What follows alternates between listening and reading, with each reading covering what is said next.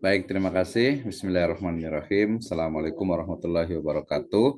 Alhamdulillah, wassalatu wassalamu ala rasulillah, wa ala alihi wa ashabihi wa man tabi'ahum bi ihsanin ila yaumiddin. Wa ba'd, qala Allah ta'ala fi kitabihil karim, a'udzu billahi minasyaitonir rajim, bismillahirrahmanirrahim.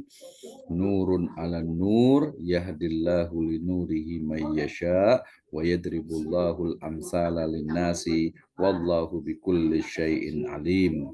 Wa qala Rasulullah sallallahu alaihi wasallam fi riwayatin tawilah, khinama yatlu alaikumul ana rajulun min ahlil jannah fatala'at anta fitil kasalasa marrat fa'arat an awiya ilaika fandur ma amaluk. Wa qala lahu Abdullah bin Amr, hadhihi allati balagat ghairi anni la ajidu fi nafsi ghillan li ahadin minal muslimin, au hadhihi allati balagat bika wa hiya allati la nutiqa. Amma ba'd, fa inna asdaqal hadithi kitabullah wa khairal huda huda Nabi sallallahu alaihi wasallam. Alhamdulillah, syukur kepada Allah Subhanahu wa taala yang telah memberikan kepada kita kenikmatan iman, Islam dan juga ihsan. Kemudian salawat dan salam sama-sama kita panjatkan kepada junjungan alam Habibana wa Nabiyana Muhammadin sallallahu alaihi wasallam, kepada seluruh ahlul baitnya, para sahabatnya, serta orang-orang yang senantiasa mengikuti jejak sunnahnya hingga akhir zaman. Pertama, saya ucapkan terima kasih kepada seluruh mahasiswa yang hadir pada kesempatan malam hari ini. Ini adalah pertemuan terakhir kita di mata kuliah pengembangan untuk kurikulum pendidikan agama Islam berbasis ICT ya. Tapi saya ingin berbicara juga tentang fundamental dari metode penelitian, karena nanti salah satu dari cara ataupun teknis dalam mengembangkan baik itu kurikulum ataupun media pembelajaran itu adalah dengan penelitian. Apakah sebuah media belajar itu dianggap misalnya efektif atau tidak, itu butuh atau perlu adanya riset. Nah, oke ya.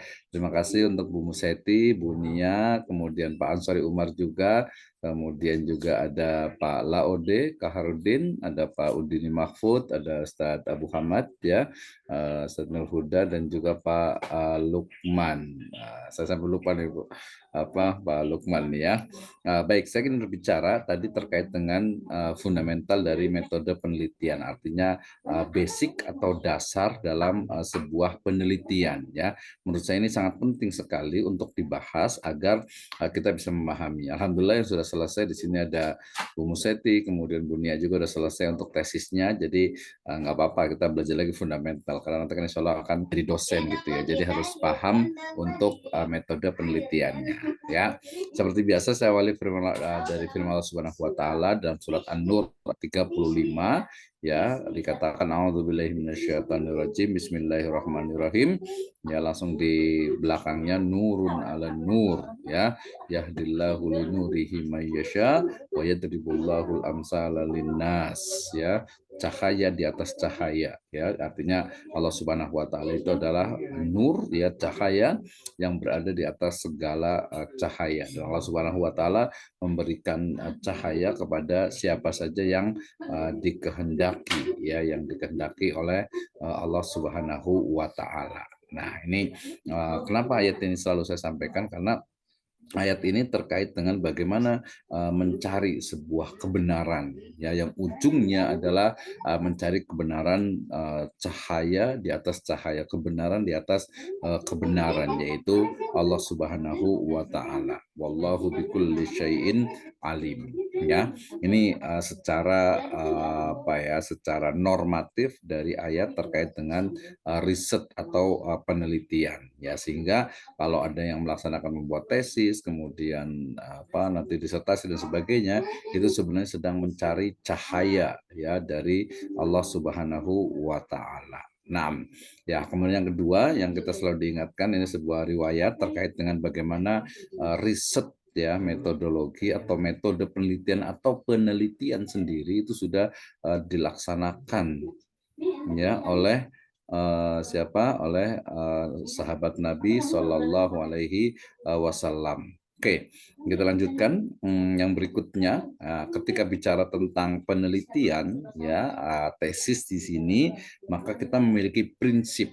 Ya, prinsipnya itu adalah logis, ya, kemudian juga sistematis, nanti juga empiris. Tapi pertama berujuk kepada Lincoln dan juga Guba 86 bahwa prinsip penelitian itu adalah terkait dengan logis, ya, dan juga dia ada pengulangan, dalam arti itu bisa dibuktikan secara berulang, ya, itu namanya logis, dan juga adanya ilmu kebenaran yang diulang-ulang itu ternyata dia memang betul-betul benar gitu ya. Oke, nah ini sebelum diri saya mohon maaf ini karena apa? Ini meetingnya nih Pak Ustadz Dr. Sutarto dengan Pak itu ini ternyata tinggal 10 menit. Jadi nanti kita sambungkan lagi nih kayaknya gitu ya. Jadi saya cepatkan dulu nih. Tadi Allah Subhanahu wa taala ini, ya, kemudian nanti terkait dengan dengan karakter dari sebuah penelitian gitu ya, karakter dari sebuah penelitian, yaitu dia itu memiliki sifatnya itu adalah ada nilai novelty, ya, kemudian dia logis dan juga sistematis. Kenapa sistematis? Karena dia menghasilkan ilmu pengetahuan, ya, nanti ada knowledge, ada science, ada ilmu, ada pengetahuan, atau ada pengetahuan baru ada ilmu. Nah, proses dalam pengetahuan sendiri itu ditandai dengan proses pencarian tidak pernah berhenti. Jadi mencari sebuah kebenaran terus-menerus, ya. Kemudian sifatnya itu subjektif, ya, karena topik penelitian, model penelitian, objek penelitian, dan alat analisis yang sangat tergantung pada faktor subjektivitas dari peneliti. Nanti kita akan menemukan adanya kualitatif dengan kuantitatif, ya, kuantitatif yang objektif dan kualitatif yang subjektif, kuantitatif yang ilmiah dengan kualitatif yang alamiah. Ini harus kita ulang-ulang nih supaya lebih paham. Termasuk juga di terakhir itu tentang Islamic Paradigm in Research. Ini saya ulang-ulang terus supaya nanti betul-betul paham, mahasiswa itu nanti boleh baca lagi tentang metode penelitian. Ya, nah ketika bicara tentang penelitian, saya langsung loncat ke sini, ya. Berarti kita harus paham tentang ini tadi, ya, fundamental dari metode penelitian, ya. Ini ternyata kalau pakai ini agak sedikit susah, jadi saya pakai yang saja, ya, pakai normal saja. Ya, nah ini ya, gunakan yang ini saja yang normal. Nanti ini boleh diinikan karena ini tinggal beberapa menit nih, ya. Nanti kita bisa nambahkan lagi untuk waktunya, nanti kita ulang lagi, ya. Oke, saya lanjutkan agar lebih cepat. Jadi dalam fundamental penelitian itu kita harus paham tentang apa yang disebut dengan ontologi, kemudian epistemologi, kemudian human nature, dan juga metodologi. Nanti di sana itu ada tauhid gitu ya, yang menjadi dasar bagi berbagai penelitian yang akan kita lakukan atau yang akan kita ini harus betul-betul paham, terutama dari sisi bagaimana metodologinya. Jadi kalau di penelitian lebih ke yang di sini yaitu metodologinya, ya. Nah, ontologi itu terkait sebenarnya dengan asumsi yang penting tentang inti dari fenomena dalam penelitian. Jadi apakah sesuatu itu realitas gitu ya, atau sesuatu yang merupakan produk kognitif dari sebuah individu. Nanti ada aliran realisme dan nominalisme. Ya, ini perlu dipelajari, ya. Epistemologi ini penting sekali nih, ya, dalam metodologi, terutama mencari sebuah kebenaran, kemudian standar kebenaran, kemudian bagaimana istilahnya itu mengukur sebuah suatu fakta itu adalah sesuatu yang benar, ya. Itu masuk ke dalam epistemologi. Jadi dari mana ilmu pengetahuan? Ini kemarin sudah kita pernah bahas, ya. Dari mana ilmu pengetahuan? Bagaimana cara memperoleh ilmu pengetahuan? Kemudian standar dari ilmu pengetahuan. Jangan sampai nanti masih bingung. Ini kok agak beda ya antara ilmu-ilmu yang kauliyah dengan ilmu-ilmu kauniyah. ilmu umum lah orang bilang itu dengan ilmu agama kok kayak semacam ada gap. Nah, itu dipelajari di epistemologi. Nah, kemudian juga dari human nature ini terkait dengan asumsi antar hubungan antar manusia dan lingkungannya. Ini menjadi hal yang menarik ya, karena di dunia pendidikan juga yang dibahas itu adalah murid, siswa gitu ya, dengan guru ya, dengan kepala sekolah, dengan tenaga pendidikan dan juga dengan lingkungannya. Ini akan sangat mempengaruhi ya, nanti terkait dengan determinisme yang menganggap bahwa manusia itu tetap dan juga voluntarisme ya, menganggap manusia itu sebagai otonomus atau free will. Nah, kalau dalam ruang akidah ini namanya disebut dengan ada aliran Jabriyah atau Jabariyah dengan aliran Qadariyah. Nah, ternyata sudah dibahas tuh tentang sifat dari manusia itu seperti apa sebenarnya. Nah, kemudian dari sisi metodologi, nanti teman-teman semua jangan sampai masih belum paham tentang ada metodologi, ada metode penelitian, ada desain penelitian, ada teknis penelitian atau teknik pengumpulan data sampai kepada analisis ya. Kalau desain penelitian termasuk yang kemarin di awal itu adalah diawali dengan paradigma sebenarnya. Pertama adalah paradigma penelitian, yang kedua adalah desain penelitian, yang ketiga adalah metodologi penelitian, dan yang keempat adalah metode penelitian.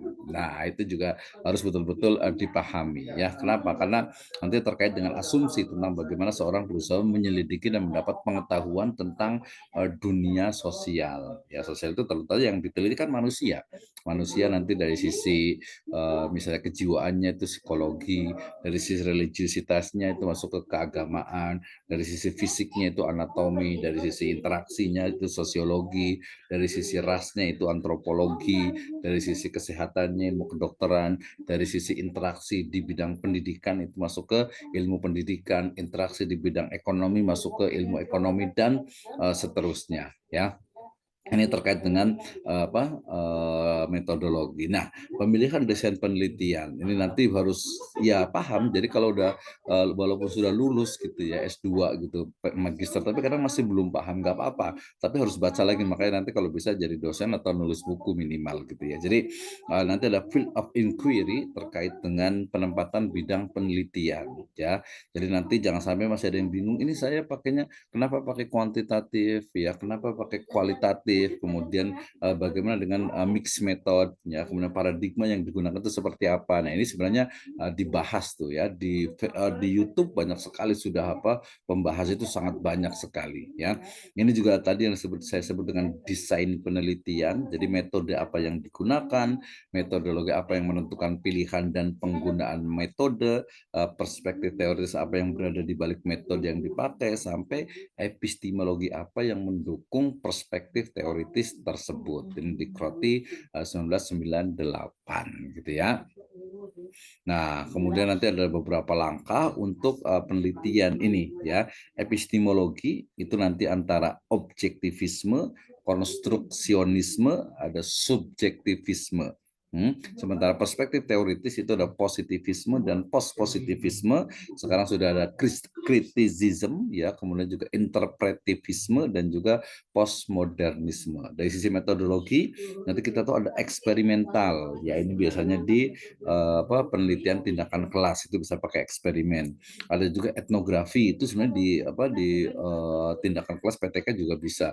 Fenomenologi juga bisa, grounded theory juga bisa ya. Bahkan nanti sudah menjadi mix method. Jadi teman-teman semuanya harus betul-betul paham tentang penelitian ya. Jadi nanti yang kalau kaitan dengan mata kuliah kita itu pengembangan kurikulum dan juga media pembelajaran PAI berbasis ICT itu ya, mau tidak mau harus ada risetnya. Kita nggak bisa mengatakan bahwa belajar online itu tidak efektif gitu ya, tidak bisa. Kenapa? Karena harus ada risetnya. Nah, metode nanti bisa menggunakan kuesioner, wawancara, analisisnya pakai statistik, kemudian dia pakai samplingnya dari populasi itu berapa gitu ya, pakai untuk triangulasi ya, dan lain sebagainya. Nah, selanjutnya ini terkait dengan pemahaman terhadap metodologi dan metode.